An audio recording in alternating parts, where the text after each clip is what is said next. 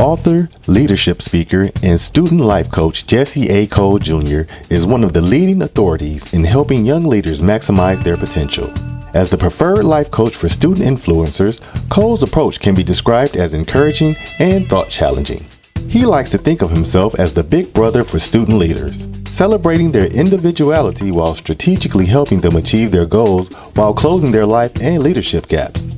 Cole, an international speaker and the author of 3 books including Walk Like a King, The Young Man's Guide to Conquering the World, and Lead with No Apologies, 21 Ways to Boost Your Influence, is also the creator of several programs including the King Camp, the Queens of Kings Empowerment Experience that aims to strengthen the relationship between mothers and their sons, and the award-winning 1000 Kings Leadership Academy that equips young male leaders to become the better versions of themselves.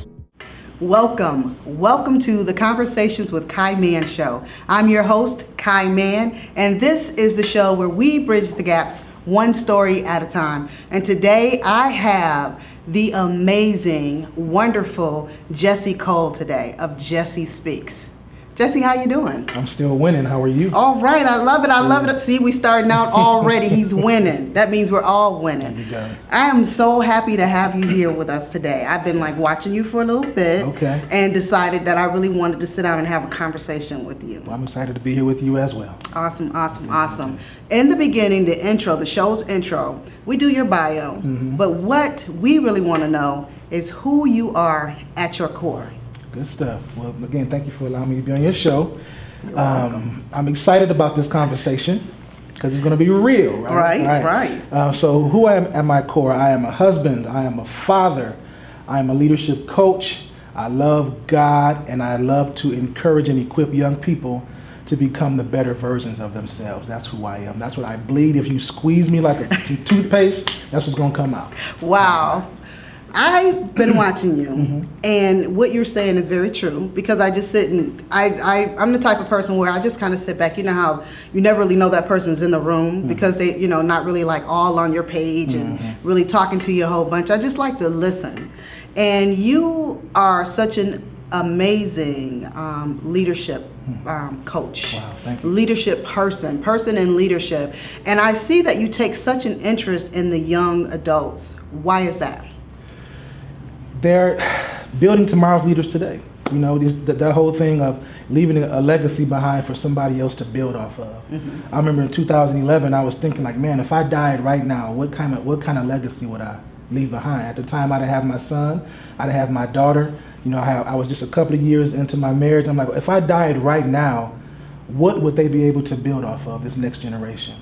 And so I'm always thinking about the next generation. Miles Monroe says, your vision is not for you, it's for the people coming behind you, right? And so everything that I do is for my son, my daughter, the young people that I get to mentor, the people that I get to see every day. It's for them, it's not for me. Right. Yeah. When did you know that there was something in this world that you had to do? When did you know that you had a purpose that you actually had to fulfill? It's a great question. I've always felt different. I believe that if you made another me, I would still feel different.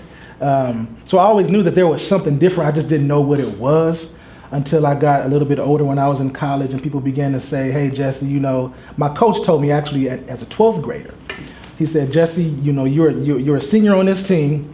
You're one of the leaders on this team. I need you to lead this team. And so for my coach to be able to see that in me, that's when I knew that it was something different and that I had something that could add value to the world. Wow. Yep. Wow.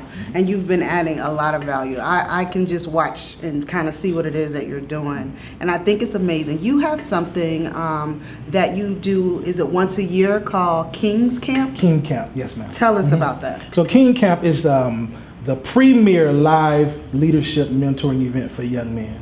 Our first year we did it in Pontiac. Our second year we did it in Detroit. And our third year, we did it here as well as in Detroit as well. So it's just like a conference of young men coming together to learn leadership principles and to be able to glean from other leaders in the community as well. Wow. Now, you and I talked a little bit before we turned the cameras on.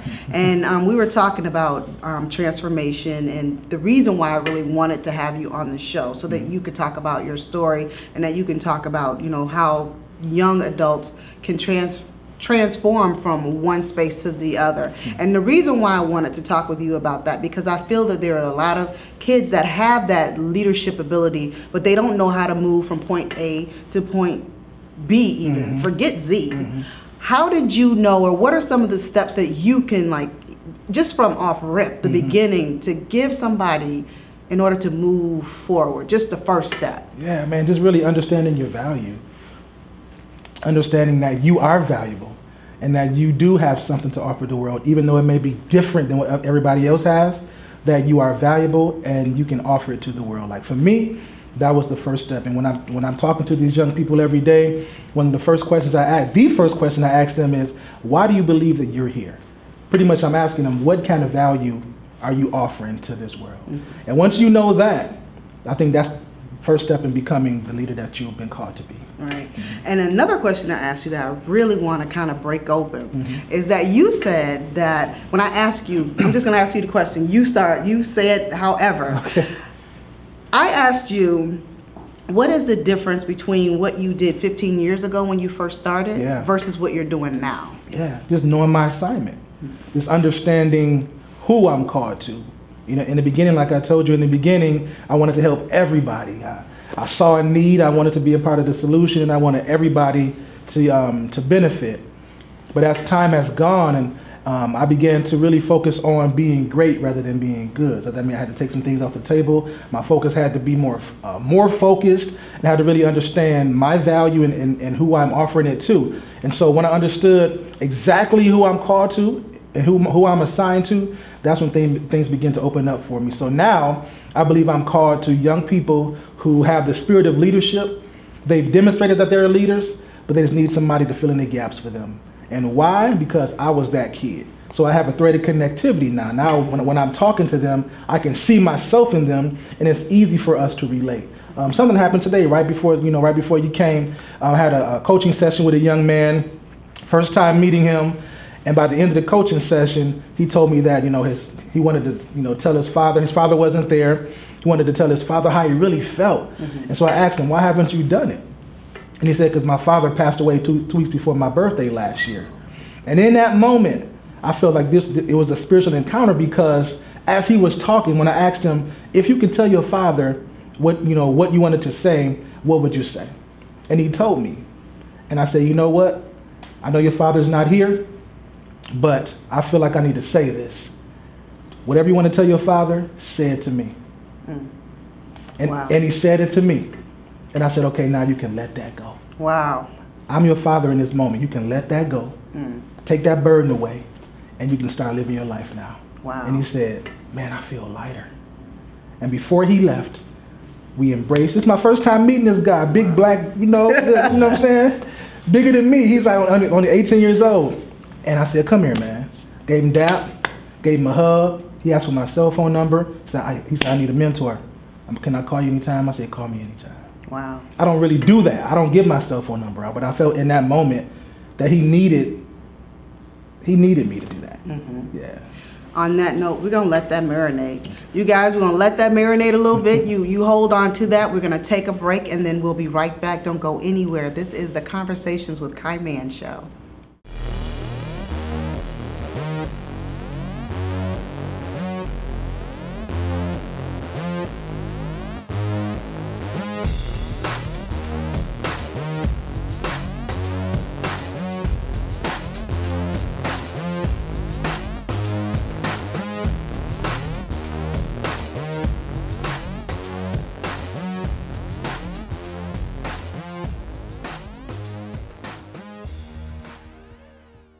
One of the things that I've dealt with was depression, feelings of sadness and loneliness from what I used to have.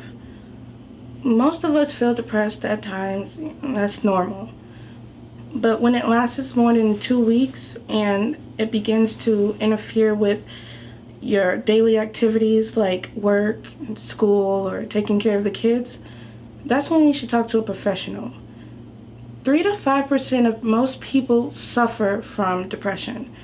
It wasn't until I addressed what was going on inside of me, and instead of suppressing it, that my life changed.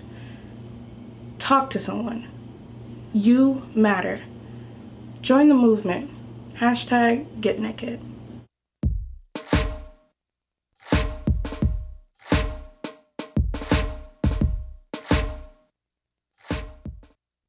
And we are back. This is the Conversations with Kai Mann show. I'm your host, Kai Mann, and this is the show where we bridge the gaps one story at a time. We're talking with Jessie Cole. Jessie, you talked about something very riveting right before we went on break. I want to ask you a question. The young man that came to you, and I know there are probably many others that come to you and just kind of bare their souls. What do you think that is going on right now in society that young men are needing to do that? That need to connect. Like there's so much going on with the police brutality, and not just that, but what's going on inside the home. I believe the home should be a sanctuary, a place where our young people can thrive. And a lot of young people aren't feeling that. I know why. I know because I'm talking to them. Mm-hmm. I'm asking them the simple but tough questions. And the answers that they're giving me is like, man, Mr. Cole, I want to be more stable. I'm like, why did you use the word stable? Because my house ain't stable. Mm-hmm. When I ask them, who are some of your mentors? Who are people you look up to? I look up to my mama because she's working 3 jobs and she's going to school at the same time, and she's never really home to really raise us, but I'm looking, what I'm saying? Like things like that. My daddy not here. And so I know all this other stuff is going on in society, but I'm more focused on what's going on inside your home, because as parents, we are our children's first mentor. We shape their conscious and their subconscious. Right. They learn to see the world through our eyes first. And if the home isn't what it's supposed to be, if it's not nurturing, if it's not inviting, if the children feel like they can't thrive there, then the way they see the world is going to be warped as well. True, yeah. Very true. Now, you touched on something major, and that's family and what's going on inside the home. And I talk to people about this because I really want to get to the point of what is really going on in our homes. Mm-hmm. And I want to know, what do you think? You're talking to these young men. What do you think are some of the reasons why, like, the family life is so kind of disheveled and dismantled? Right. It's a good question. If we don't have great examples, how do we know how to live, right? So it could be generational. Some parents just don't know how to get the resources to build that thriving home. So I know for me, and I thank God that I had both of my parents in my home, and not only that they were spiritual. But most of my friends didn't have that. And they would come to my house just to feel the presence of both parents being in the home. I was talking to a young lady, she was at Denby, and at the time she was pregnant. She's had her baby by now. This was like maybe a year or 2 ago. And she was talking about her father, and her father wasn't in the home. And I asked her, how do you feel about your dad? And she was like, he's trifling and stuff, but he's still my dad. I just want him to be there. Just have that presence. Like, many of our young people just don't have that presence in the home. And even deeper than that, even if you do have both parents in the home and you do have they're present, do they have a presence? Being present and having a presence is different. You can be in the home all day, but if your children, if your family don't feel you there, right, then they're also missing something. So just really keying in on what do our children need, and as parents trying our best to provide that emotional support, provide that spiritual support, of course financial support and all that stuff, but they need us more emotionally and spiritually right now. Hopefully I answered your question. Yes, you did. Okay. Yes, you did. Okay.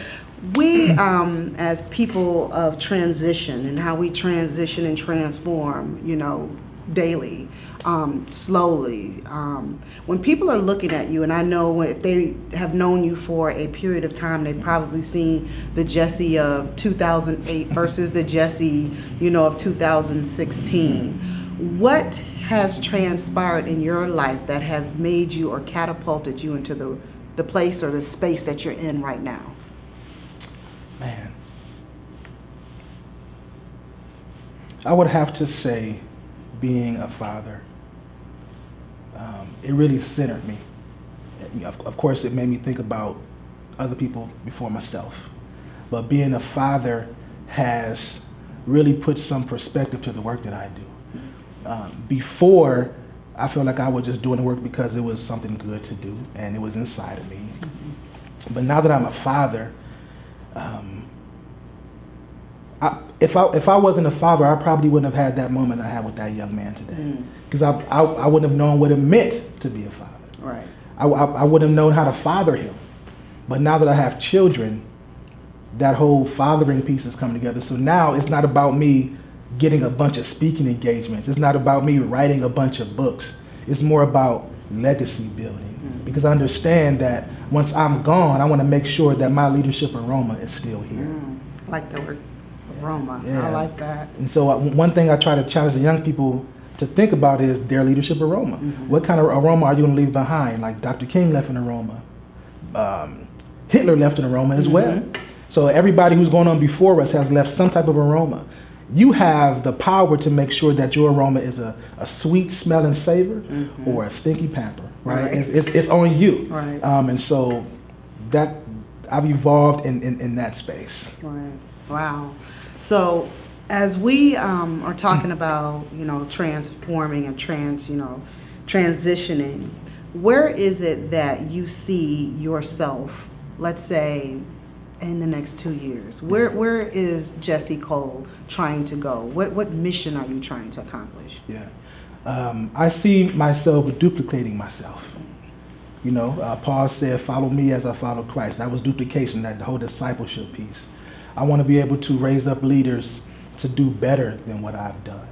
And I know that there's something inside of me that can cause that to happen. There are five T's that I live by, that I lead from. I call them my leadership framework. It is tell, teach, take them by the hand, take a step back, and troubleshoot. Right? So this is how I lead. And it's not linear, it's all situational, understanding what a student needs at the moment and being able to provide one of those T's to them at that moment. Like, that is my leadership framework. So I want to be able to teach that to other people so they can teach it to other people so they can keep going and going and going. Wow. Yeah. Wow. Yeah. We're going to take a break on that note. Thank you for sharing that. Yeah. This is the Conversations with Kai Mann show. I am your host, Kai Mann. We're going to take a quick break and we'll be right back. Don't go anywhere. Focus, the state or quality of having or producing clear definition. FocusOne Entertainment is the premier videography company in the Midwest. We specialize in weddings, corporate events, documentaries, sporting events, and films. Regardless of the scope or budget, we approach every project the same way, by capturing and clearly defining your vision.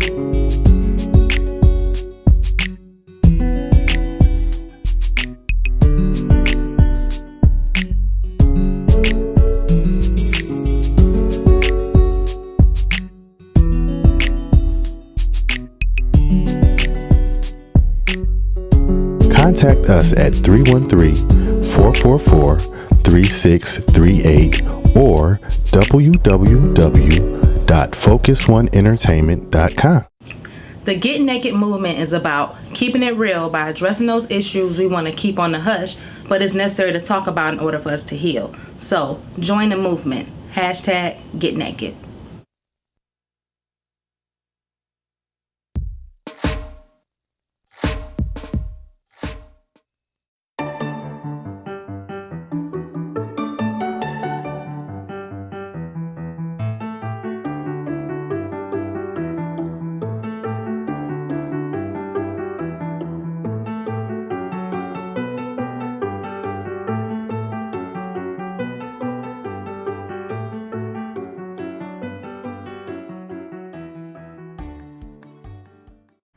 And we are back. This is the Conversations with Kai Mann show.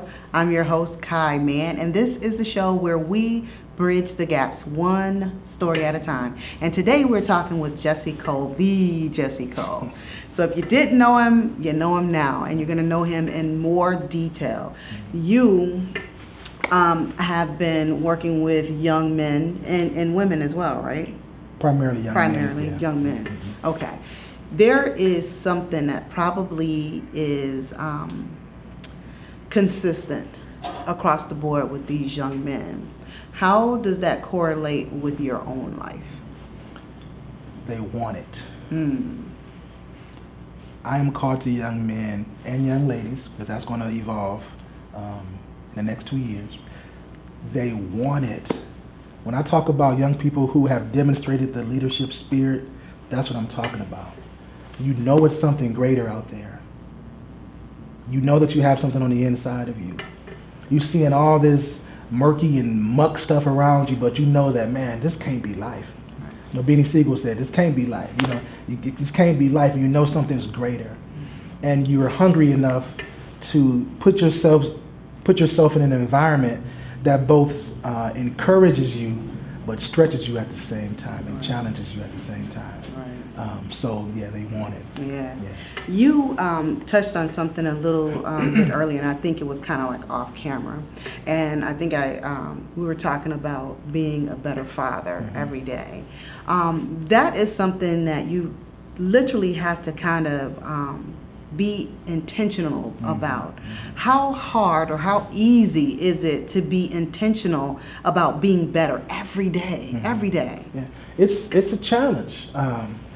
Especially with somebody like me who has like goals and aspirations, and you know, I thank God that He's given me a wife that doesn't clip my wings, you know, but I do understand that I have a responsibility at home. And so being home at a good time, you know, during their good hours, you know, my son is in daycare, so he's home by 6. I'm home by sometimes 7, 8 o'clock. He's up for another hour and a half before it's time to go to bed. Like, is that his prime time with me? So making sure that when I get home, that I'm spending time with him, that I'm hugging on him, that I'm kissing on him, that I'm playing with, tickling him, that we're going over his sight words and his colors, and you know, just having that type of engagement with him, man. And so I have, like you said, intentional. I really have to be intentional, because working in an environment that drains you spiritually, that drains you intellectually, that drains you emotionally. When I get home, I want to make sure that I'm giving them some good stuff. Right. You know, and so that's something I've been working on intentionally this year. Been able to, since my daughter's been here, actually been doing that. Oh, amazing.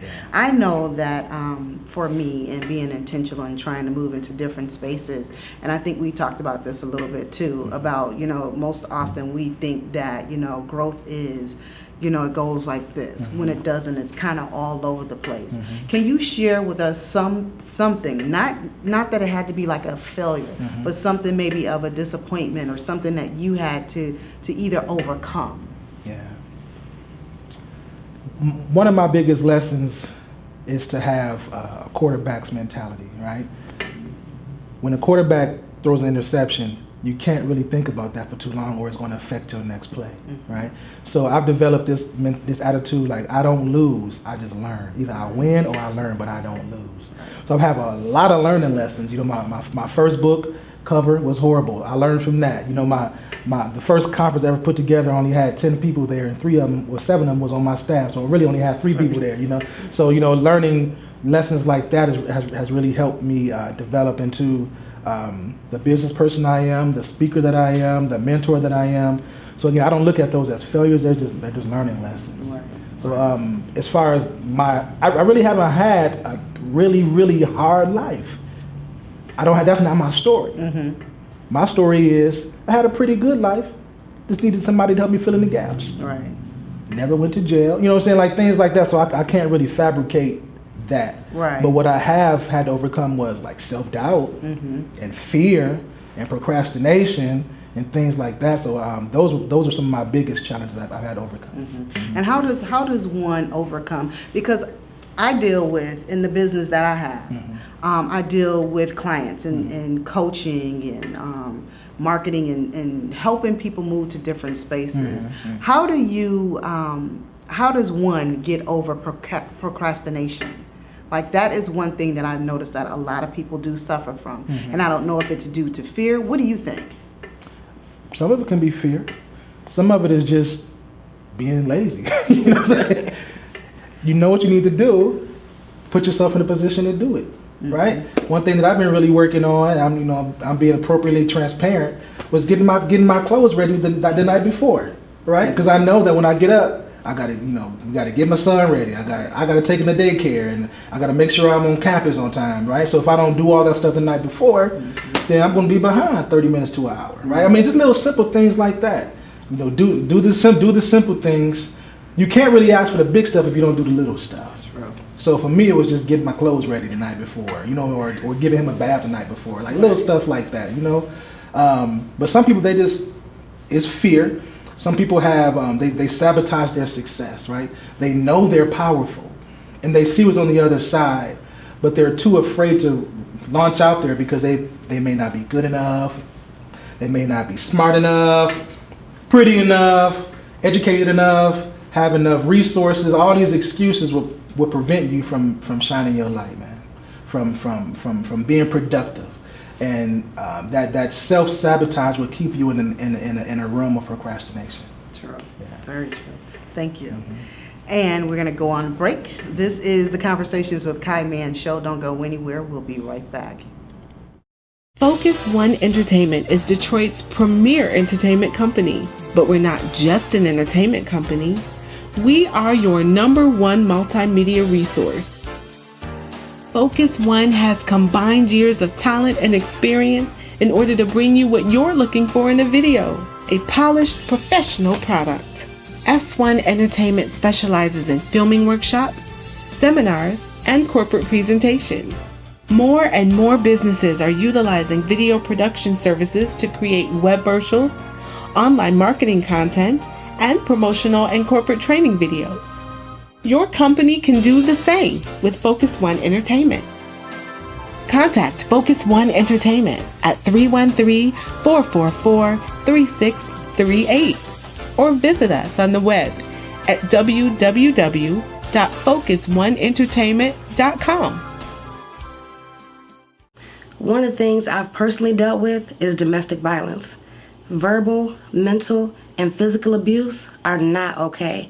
Name calling and belittling are just as damaging, if not more damaging, than an actual punch to the face. Every 9 seconds in the United States, a woman is either physically assaulted or beaten, and on average, nearly 20 people per minute are physically assaulted by their intimate partner. It wasn't until I removed the layers and got to the core that my life changed. Protect one another. Love. Join the movement. #GetNaked.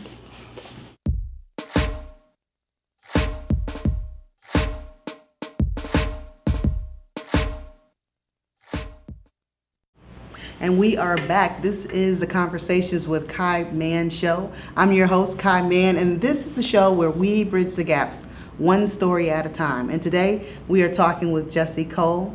And Jesse, it has been amazing sitting here talking to you. I'm so glad that we got a chance to sit down. Me too. I want to know, in the space of being Jesse Cole, being the father, being the husband, what have you found to be the most what's your main calling out of everything that you do, out of teaching, everything that you do, leadership? What is your calling, your main calling? Yeah. To encourage and equip leaders to become the better versions of themselves. To go a little bit deeper into that, like last year, I was going through a tough time in the beginning of the year. I felt like the world was coming on, You have those days where one thing happens after another, where I was having like months like that.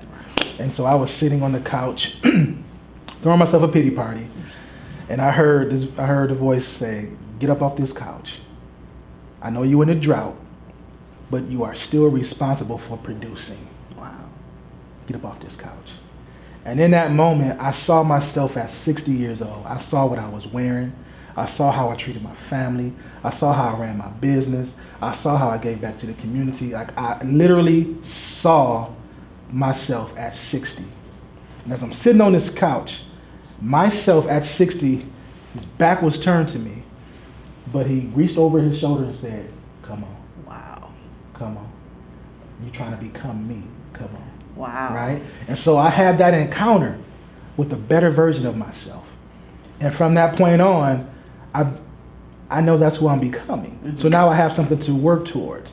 know, some people in life, they get up in the morning and they're like that hamster in the wheel, going round and around, but they're not really going anywhere. Like that was me for a minute. You know, I'm doing all this good work and nothing happening, and putting forth all this effort out of my own pocket and nothing is happening. So I was doing good work, but it wasn't focused work, right? And so now that I understand who I'm called to, and I understand where I'm going as not just a man, but as a businessman, as a coach, as a father, as a husband, I'm becoming this guy. I'm becoming that person. Now I have something to work towards. And I believe that if everybody had that encounter, well, let me backtrack. I want everybody to have that encounter. One of my goals when I'm coaching is for our young people or whoever I'm coaching to see themselves 20 years from now, right? To see themselves working towards becoming that person. And it just gave me so much hope and so much more focus. Yeah, that reminds me of the quote in the Bible, without a vision the people perish. Perish. Yeah. That's what's happening. Yeah. And I think, I don't know, as I look at the world and I see there's more coaches than ever, I see that there's more people that are motivating and transformational speakers than ever. And to me, when I look at it, it makes me think that's exactly what the world needs right now. What do you think that the world needs right now? The world needs, first of all, Jesus. Right? We pray for peace on earth, but you can't have peace on earth without the Prince of Peace, right? He's the Prince of it, right? So, you know, we need that spiritual foundation, and we need a world full of people who aren't afraid to shine their light, right? Like, you're shining your light, I'm shining my light, but it's not like you're outshining me. Like, you're shining in your own domain, right? Man, Miles Monroe said, he was like, we're not called to lead over people. We're called to lead in the area of gifting. We're called to produce fruit. And when you produce fruit, people will come in your tree and pick off your fruit, off your tree. Ooh, I like that. Right? And so we need God, man. We need that spiritual foundation, and we need people who understand who they are, so we don't have to compete with one another. I ain't trying to compete with you. You got your own domain, and you shining in your domain. I have my own domain, and I'm shining in my domain. So there's no need to compete. Even if we were doing the same thing, we have a little tweak that makes it our own. Right. So people that are not afraid to be who they were called to be. I believe that's what we need. That's true. Yeah. That's very much so true. And you touched on us in a sense of competition, and I know that a lot of people are fearful of that, or they look at one another for that space. I have this saying of keep your eyes on your own paper, and that's what I feel is necessary in order to stay in your own lane and do what it is that God called you to do. What are some things that you do in order to stay competitive, but to not be a competitor to other people? Right. It goes back to just understanding who I'm called to, and providing the best service possible I can to them. Right. I'm not called to everybody. Everybody can't pick from my tree. That's right. And that's okay. There is a tree for them, right? But everybody, my fruit doesn't taste good to everybody. But to the person that needs my fruit, it can be transformative and life-changing. That's who I'm called to. Wow, we're going to take a break on that note. Okay. This is the Conversations with Kai Mann show. We're going to take a quick break, and we'll be right back. Don't go anywhere.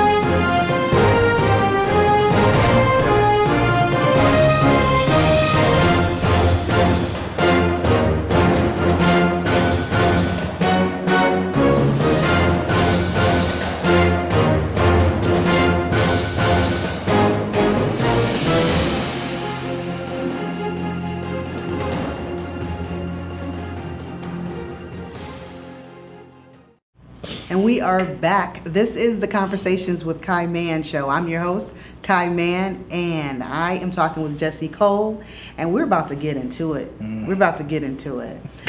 You are a speaker, and you've been speaking for quite a while, and I'm quite sure that there's been some differences in between how you used to speak and how you speak now. What is the major difference in your speaking from the past and your speaking now? I truly found what makes me unique. I found my message, and I began to facilitate and present and speak from my life's curriculum, not somebody else's curriculum. In the beginning, I was watching the greats. Michael Jackson said, in order to become great, you gotta watch the greats, right? And I believe that. There are some great things I took from, Mr. Les Brown and Jim Rohn and Tony Robbins and, all these different, Zig Ziglar, all these great presenters, and all of them have different styles, but, I can pick something out from each of them, Jim Rohn, he's a business philosopher. He can stand flat-footed, and just do his thing. Content. Les Brown, he's more like a preacher to me. You know what I'm saying? Like he really only has like maybe 2 speeches, right? But he delivers them, and every time you hear him, it sounds brand new because of his passion behind. I love that. Yeah. How he prowls across the stage. I love that. He doesn't stand still. So all Zig Ziglar, he's funny, got the little twang to him. Like all these different people, right? And so in the beginning, I tried to like mimic some of that stuff. Had about 7 to 8 speeches that I couldn't even remember. I'm like, hold up, like what am I doing? If I'm gonna do this, I gotta make sure that I'm offering my best self. And then that's when I began to really research and dig and cultivate my own life. And I found my own story. I used stories from my own life with my own father and my own mother and friends, and taking those principles and sharing them with the world. When I began to do that, I got more comfortable on stage, and I was able, and it opened me up to be able to develop even more content from my life. So now I'm using my own life's curriculum to impact and encourage and equip leaders. Yeah. I find that when I talk with people who do, I don't really like the term motivational speaker. I like transformational speaker because I believe that, in this space, you are actually transforming lives. So, and I find that most people have found their story, and that there are things that happen to them even as they are evolving, and they use those particular stories in order to transform lives. Yeah, add value. Add value. Yeah. So tell us how your content is evolving. Yeah. Well, with every new experience comes new content. So as long as I'm living, the content will evolve. I try not to force it. If you watch some of my videos on YouTube in my car with my son's car seat in the back, I do that on purpose. Most of those videos come from me just driving or just thinking about something in the morning. I'm like, man, I'm pretty sure somebody out there might be going through the same thing, or may need to hear this word, right? So every experience brings about new content that adds to my life's curriculum. Right. So that is content. When we talk about content, and we talk about in the game of, or life actually, in life when we're these transformational speakers, or we're these people who are helping to move people into different areas of life, and we have these, what we call brand. What would you say that your brand is? My brand is, I'm a husband, I'm a father, I'm a leadership coach, I'm a man of God. That's my brand. That's what people know me for. I've gained a lot of trust because I've just been true to who I am. And when I speak, that comes across. Right. For me, it was too hard for me to try to remember, do this and to be all polished up and like, look, this is, you're gonna get what you get now. You get this in a meeting. If you see me in the grocery store, you're gonna get this. You see me at church, you're gonna get, like, this is my brand. And so I feel most at home, and I feel razor sharp effectively when I am being those 4 people. Well, one person, 4 different rivers. Right. Yeah. Wow. So, we're going to take a quick break. We're going to take a quick break because this next question I want to ask you is I know it's going to be a little bit longer than our break time. So we're going to take a break. You guys don't go anywhere. This is the Conversations with Kai Mann show, and we'll be right back. Focus, the state or quality of having or producing clear definition. FocusOne Entertainment is the premier videography company in the Midwest. We specialize in weddings, corporate events, documentaries, sporting events, and films. Regardless of the scope or budget, we approach every project the same way, by capturing and clearly defining your vision.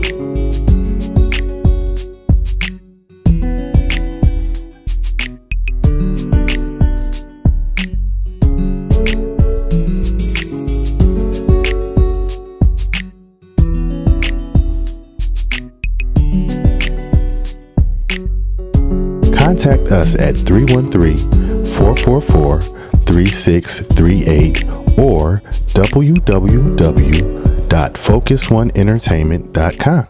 One of the things I've dealt with was low self-esteem due to body image. Growing up, I thought I was a cute girl, but it wasn't until I was 11 or 12 that I noticed I wasn't built like the boys necessarily liked. My friends teased me for having a flat butt and a flat chest. Ultimately, this bruised my esteem. Did you know 44% of schoolgirls attempt to lose weight compared to only 15% of boys?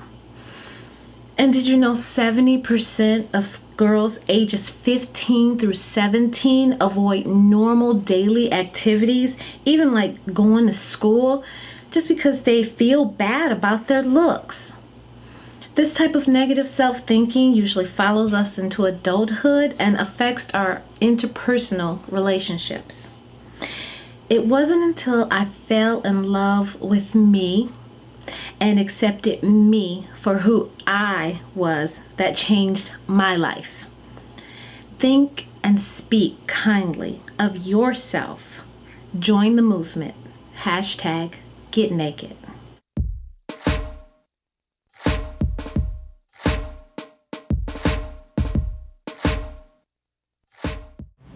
And we are back. This is the Conversations with Kai Mann show. I'm your host, Kai Mann, and today I am talking with Jesse Cole, and his story is a story that is going to help us bridge the gap. So listen, I want to talk to you about digging deep. Digging deep and transforming. I know that there are a lot of people that say that I want to move into a different space, and I don't know how to move into that different space. How important is it to not only, how important is self-awareness, knowing who you are? Yeah, that's extremely important. If you don't know who you are, then how do you know what kind of value to give? If you don't know who you are, then you're going to be swayed by other people's opinions. If you don't know who you are, then you're going to allow certain things to happen to you that shouldn't happen to you. Your feet are going to take you places that you shouldn't go. So understanding who you are is extremely important. Extremely important. And how did you find out who you were, or did you always know who you were? No, I didn't always know who I was. I knew that, I know what I felt. I know that I had gifts and talents, but I did not always know that I would be this. And I'm not done yet. This is the beginning. This is the beginning for the next step, right? And so there's a principle that I talk about, the garden principle. I remember when I was younger, my father would plant gardens in our backyard. Like, no matter where we lived, he'd find a way to plant a garden, right? And before he would plant that garden, he would go back and he would move all of the debris, right? All the sticks and the paper that had blown in by the wind and stuff like that, removing anything that can prevent him from having a full harvest. Before he picked up a shovel, he would remove the debris, right? And so I would encourage anybody to really look at your life and identify what the debris is and begin to remove that debris. And then he would pick up a shovel, he would carve out a territory for his garden, and he would begin to cultivate that territory. And the purpose of cultivating is to break up that fallow ground, to uncover that rich soil beneath, right? So if you really want to understand who you are underneath, first of all, you got to remove those distractions, remove the debris, and you got to do some digging. It's going to get dirty. It got dirty for me. And anything that's worth finding, is you got to dig for that stuff, right? And then, excuse me, he would create rows, right? A row for the greens, a row for the tomatoes, a row for the peppers, a row for the cabbage. Every row had its own designated space. That was telling me that we have to create order in our lives. Well, just imagine if he would have put all those seeds in the back and shook them up and threw them out there, right? You would have had greens growing on top of tomatoes and all. It would have been chaos, right? And if we look at our lives and we see chaos, then it's probably because we haven't created priorities in our life, right? And so once he did that, created those rows, then he would put a boundary around it, around the garden, right? To keep all the the rodents out and stuff like that. As soon as you begin to create order in your life, here comes the distractions. I call that like securing your boundaries, right? We have to secure our boundaries. We have to know what our boundaries are, and we have to stand firm on those boundaries, or else things are going to get in that shouldn't get in, right? And then life waters it. Life waters our garden with our experiences, and people come into our life that may add value to our life, and that may water it. Prayer may water it. Worship may water it. Life just waters our garden. And then once we begin to grow, then that fruit comes forth, and we have a decision. Do I keep all this harvest to myself, or do I share it with people? Because it's not just for us anyway. Right. My daddy wasn't planting that garden just for our family. He would plant that garden, get the results, put some away, but then he would share the rest with the community so they can get some too. So that let me know that it's bigger than me, right? So that's been my process, and I revisit that anytime life gets jumbled up on me. I got to ask myself, okay, where am I? Am I cultivating right now? Do I need to, refocus my priorities? Have I let something get inside my boundaries that I shouldn't? You know what I'm saying? So I try to revisit that as much as possible. Wow. Yeah. That's amazing. When you started talking, that was just all in me. Like, I totally knew where you were going with that. And that was good stuff. It was good stuff because a lot of times we don't even know where to begin. And the first step of clearing away the debris, that's so important. That is so important. I thank you for sharing that story with us. No problem. Where can we, when we're looking for you, because we're looking for you. So where can we find you? Right. Well, if you want to eat some of my fruit. Oh, yes. And jessiespeaks.com. You should see some work there. YouTube, you can YouTube Jesse Cole Speaks. Facebook, Jesse Cole as well. Jesse Speaks. Twitter, Jesse Speaks as well. Yeah. Is there something in particular that we should be waiting for to kind of keep our eyes peeled for? If you're connected to me, you are going to be the first to know. I'll put it like that. Awesome. Yeah. Thank you for coming on the show. Yeah. We ate some good fruit. Okay, And good we stuff. thank you for sharing that with us. Thank you so much. No problem. Well, this has been the Conversations with Kai Mann show. I've been your host, Kaiology Mann. Make sure that you are here with us every Wednesday at 7 p.m.